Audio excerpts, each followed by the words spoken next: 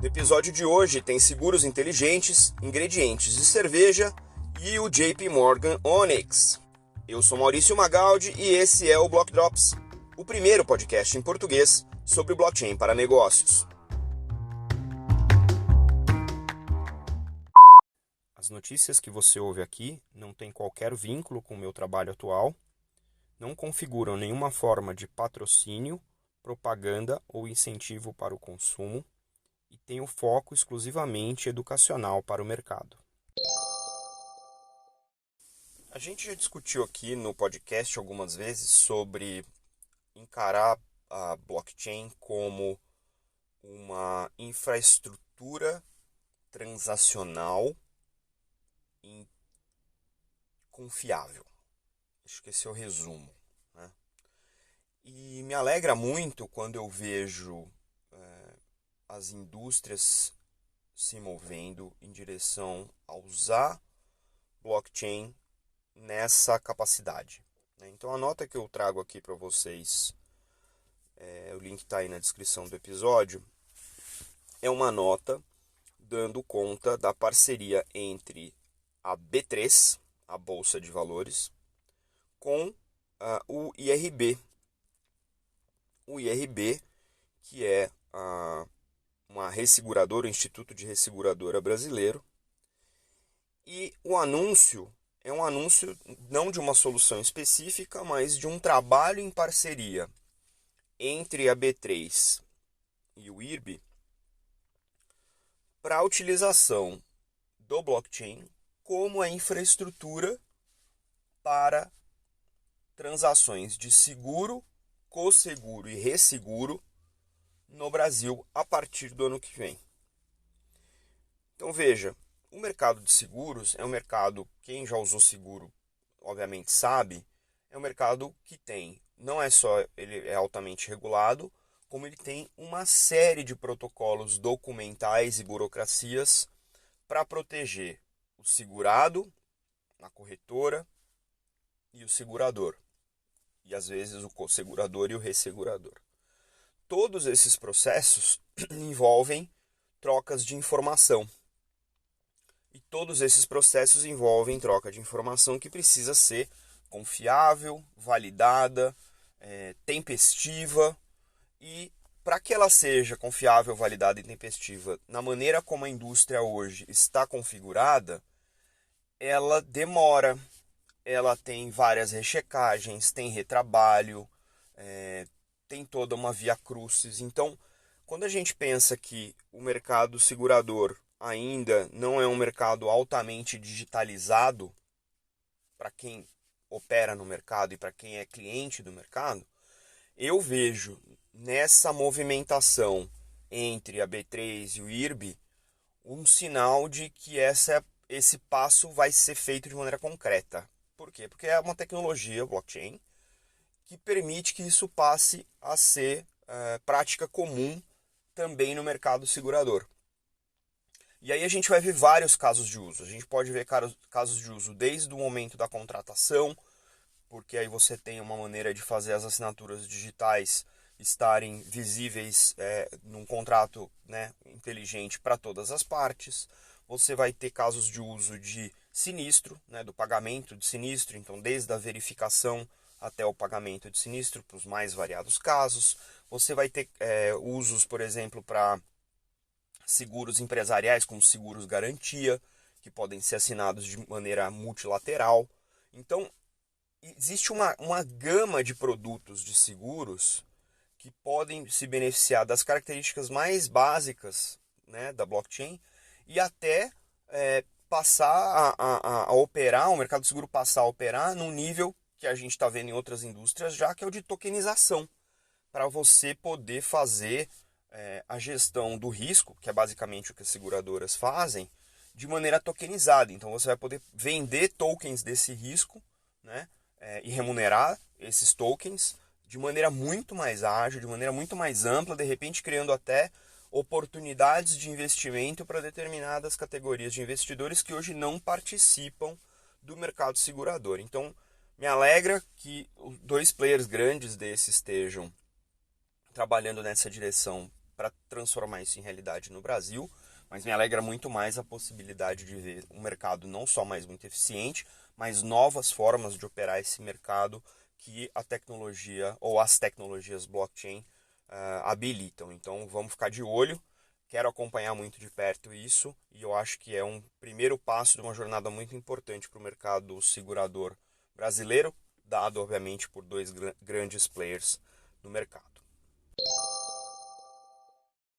Para quem gosta de cerveja, essa nota que eu trago para vocês aqui agora é uma nota bastante interessante. Tá? É uma nota de um projeto que está sendo feito pela AB InBev na Europa. A AB InBev produz cervejas como Budweiser, Stella Artois, Corona. E eles estão testando na Europa uma solução que o objetivo é oferecer para quem consome esses produtos, para que eles tenham total transparência não só da rastreabilidade, que a gente já viu aqui outros casos, né, de rastreabilidade de alimentos, de produtos acabados e de produtos in natura, mas a rastreabilidade dos ingredientes daquela cerveja. Eu não sou um grande especialista, tenho alguns amigos que são cervejeiros, gosto muito de conversar com eles, aprendo bastante sobre cerveja com esses meus amigos cervejeiros e eu já vi muitos deles discutindo cevada, malte, lúpulo, água, temperatura, e todas essas são características mensuráveis, né? E rastreáveis, ou potencialmente rastreáveis através de uma blockchain. Nesse caso específico, a Bembev está utilizando uma solução da startup belga chamada Settlement, um trocadilho interessante aqui, em parceria com a Fujitsu. Então você, bebedor de cerveja, vai poder escanear um QR Code que vai chamar, né, uma instrução para consulta na blockchain, e essa blockchain da Settlement vai permitir que você identifique dentro dessas informações os dados de informação da cevada dos 80 fornecedores que estão nesse piloto, né? Desde o norte da França aí até a cervejaria em Antuérpia ou em Leuven, que é a cervejaria da Stella Artois, né? Essa plataforma agrega não só dados de produção, mas também de produtividade, né, de rentabilidade e das pegadas ambientais desse processo produtivo, né? Eu fico imaginando aqui uma discussão muito comum nos fóruns quando a gente discute casos de uso. Mas já tem blockchain para rastreabilidade de X, já tem blockchain para rastreabilidade de Y. Veja, não é um monopólio, né? As empresas estão descobrindo os casos de uso que lhe faz sentido. Então as indústrias vão se mover de acordo com as necessidades. A gente sempre discutiu aqui e vai continuar discutindo que o que move a adoção de uma tecnologia é o caso de uso, não é a necessidade de usar a tecnologia se você não precisa disso.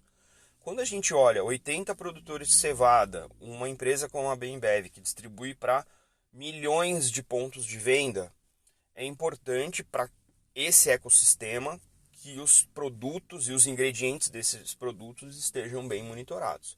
Quando você agrega isso, inteligência de dados, e a gente já está falando de uma derivada em cima dos dados da blockchain, que envolvem rentabilidade, envolvem gestão da pegada de carbono, gestão da pegada de água, né, de consumo de água, e isso torna o processo mais eficiente, mais barato, menos danoso para o meio ambiente e, obviamente, mais confiável para quem consome, sabendo de que está consumindo de uma cervejaria que vem consistentemente e comprovadamente, mais importante, reduzindo a sua pegada de água, a sua pegada de carbono, isso passa a gerar um poder decisório. Eu quero beber essa cerveja, não quero essa, porque eu sei que essa cerveja aqui eu consigo comprovar que vem de uma fonte ou de uma fabricante que usa uma fonte renovável para XYZ ingredientes, e eu consigo ver isso no produto. Isso gera aumenta o poder de decisão, gera uma quebra de paradigma e você passa a tomar decisão baseada em informações adicionais comprovadas utilizando o blockchain. Então, veja, não vai ser incomum, não vai haver uma blockchain para um caso de uso no mundo inteiro, né? Os núcleos e os mercados estão organizados de maneira, às vezes, regionais, às vezes locais, e às vezes é tudo que eles precisam para operar naquela capacidade. Em se tratando de AB InBev, a gente sabe que se esse caso de uso frutificar numa determinada região, pela pegada global que a empresa tem, a gente pode ver isso sendo aplicado em rollouts ao redor do mundo, com outras regiões, com outras cervejas e de repente até com outros produtos que a própria empresa venha fazer. Então, a gente vai continuar trazendo esses casos porque isso mostra o avanço da maturidade no uso do blockchain para diferentes indústrias. Nossa terceira nota de hoje é o lançamento de uma nova divisão do glorioso JP Morgan, o banco americano, que a gente já trouxe aqui algumas notícias, né? Um banco que tem muita controvérsia com as criptomoedas, antes gostava, depois não gostava, e aí agora gosta, e daqui a pouco também não gosta, enfim. É um banco que tem diferentes opiniões, porque obviamente está o tempo todo estudando isso. E, como a gente fala, né? Put your money where your mouth is. E o JP Morgan fez exatamente isso, né? O JP Morgan foi o banco que criou o Quorum, uma tecnologia derivada do Ethereum, né? E o anúncio dessa semana é o anúncio do lançamento de uma divisão chamada Onyx. E Onyx é uma divisão voltada para soluções blockchain.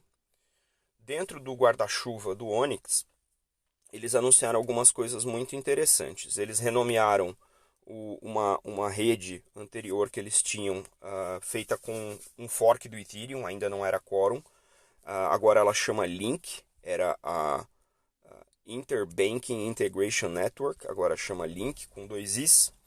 E esse Link é uma plataforma de desenvolvimento de dApps, as Distributed Applications. Então eles estão convidando uma rede de 400 bancos, incluindo aí 25 dos 50 maiores bancos do mundo, para colaborar criando dApps nessa rede Link, disponibilizando esses dApps não só para os seus clientes, mas também para outros bancos concorrentes poderem utilizar isso como componente de soluções mais sofisticadas.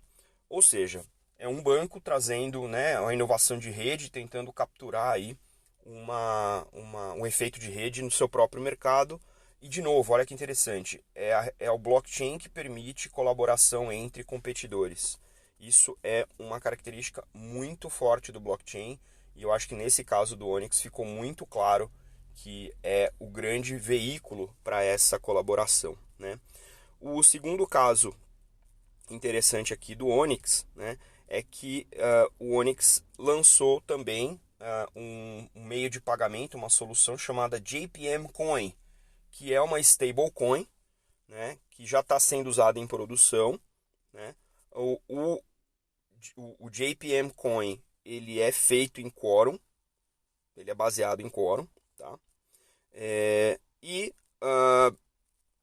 O JPM Coin visa, num primeiro momento, fazer pagamentos em dólar, mas quer fazer pagamentos em outras moedas. Ou seja, vai ser possível que você, banco internacional que opera em outras moedas, possa fazer também transações internacionais utilizando a JPM Coin como uma stablecoin na moeda local do seu país, na paridade que você negociar com a outra ponta. Então, bastante interessante. Segundo o executivo-chefe, não é a ideia de que nem o Link, nem o JPM Coin venham a substituir o Swift, que sejam formas de transação complementares, né?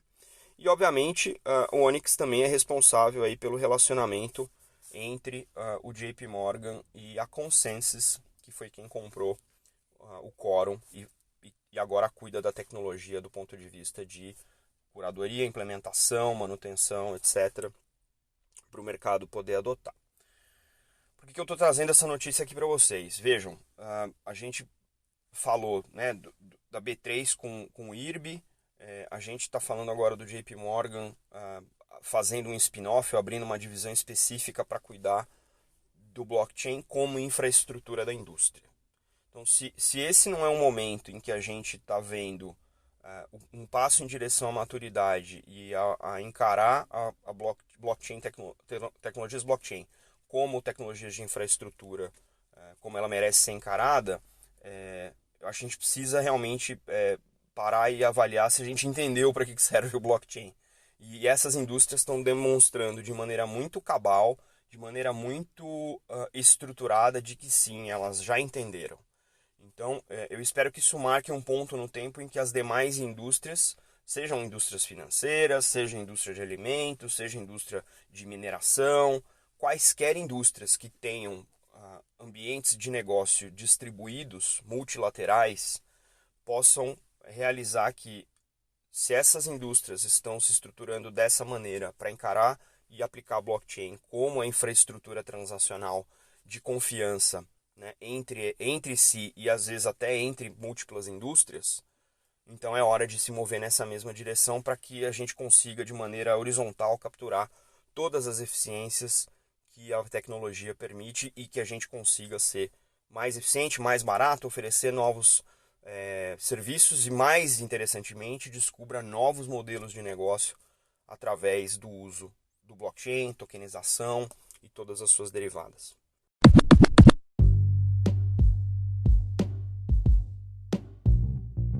Você pode ouvir o Block Drops Podcast nas plataformas Numis, Google Podcasts, Apple Podcasts, Spotify e Anchor FM.